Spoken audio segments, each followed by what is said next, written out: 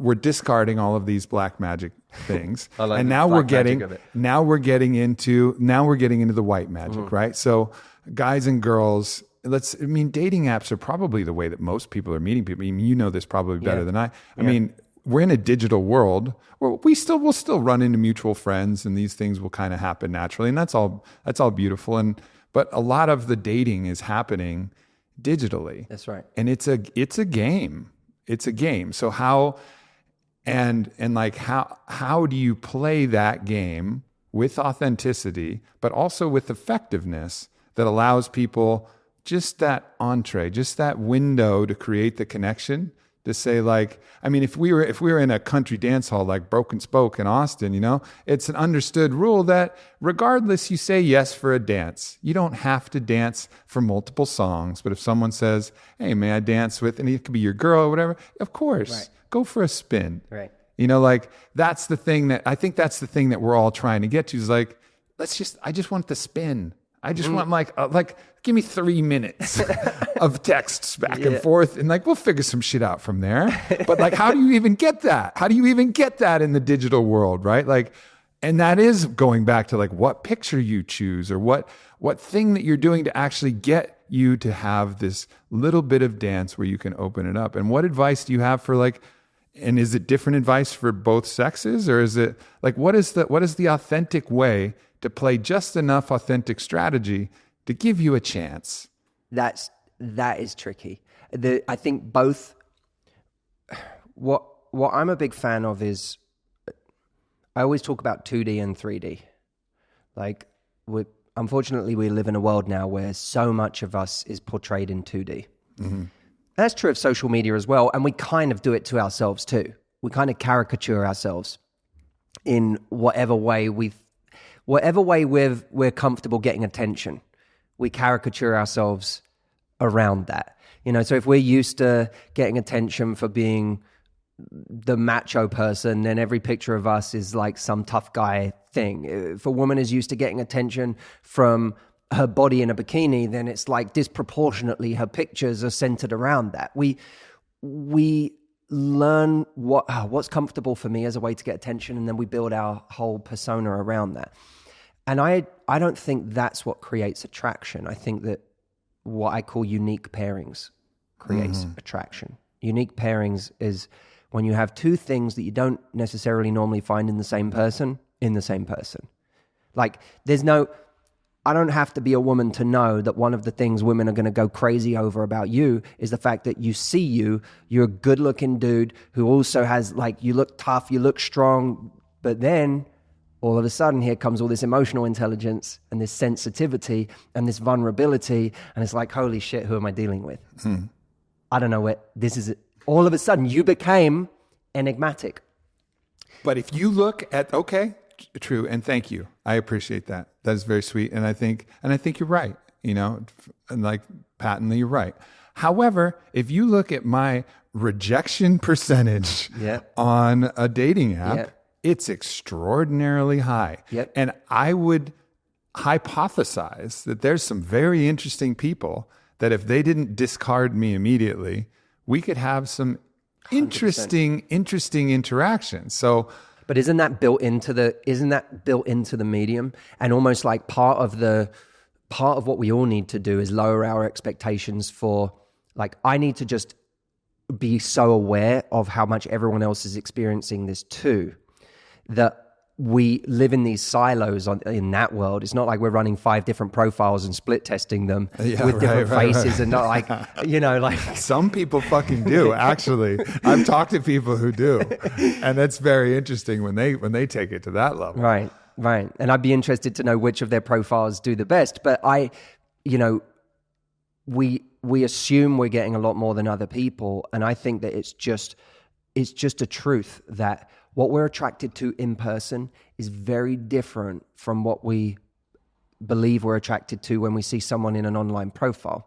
Mm-hmm. And we discount people that, like, this is why I think the key, there's only so much you can do in a first message. Because the problem with the first message is, if you're too, like, blasé and you just write hi, then you're kind of that, like, annoying person that is so, you either come across as stupid or so nonchalant that why would someone bother with you? And that can only really be overcome if you look sexy as hell and you're attracting someone who ultimately just values sexy as hell, right? Right. Which doesn't make that person a bad person, but it might speak to where they are in their life. It might speak to how much meaning they're looking for, all of those things. Or you write this incredibly intelligent first note, which can also give the wrong impression because that now makes you seem like you've thought way too much about a message to someone you don't even know, who you have no guarantee is even going to respond to you. Right. So the truth lies somewhere in the middle. What I'm interested in is how quickly can we get people to a place where they can be 3D? And I think that means, A, showing more of your vulnerability early on. Not in, like, people associate vulnerability too often with, like, your sob story or your this or your that. It's not that. It's just pieces of you that humanize you. So I gave the example recently of, like, there was someone who texted me who, you know, I said, what are you up to? And this person said, I am currently trying to build a desk from IKEA with my sister and my dad, and there are just pieces everywhere and no one knows what they're doing, and my mum is just standing watching us laughing. And this person was instantly more attractive. Totally. Because I went, a person. Yeah. Yeah. A person, a real individual. And in a funny way, and she described how they were all in hysterics rolling around. And you look at that and you go, so many things are implied in that. Yeah. Like, you're a family person, you're close to your sister and your dad, which I personally love and find adorable.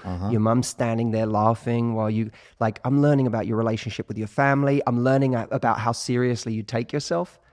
I'm learning that you can laugh at yourself. I'm learning that you can be vulnerable enough to talk about how you can't make it work. You've got a desk from IKEA and you can't seem to figure it out. Like, that says so many things. And you didn't need to give me a shopping list. You know, people do that on profiles. I have a great sense of humor and I'm blah, blah. Don't tell me you have a great sense of humor. I have a great sense of humor.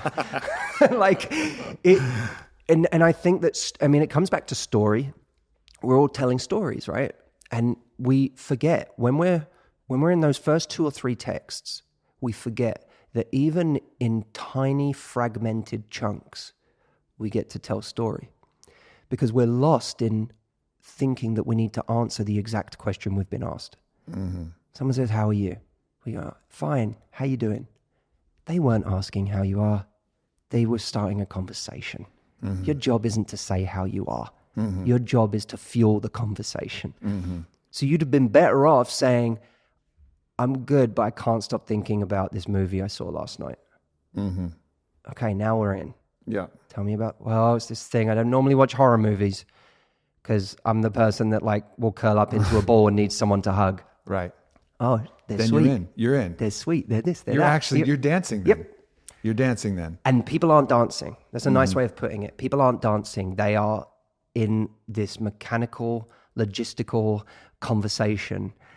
And I think in a world that has become more 2D, we are craving connection. We are craving real vulnerability, and we are craving human beings. Yeah. And when someone replies to us and you go, well, they have that hot picture, but this thing they just said, like, shows me how 3-dimensional they are, how human they are.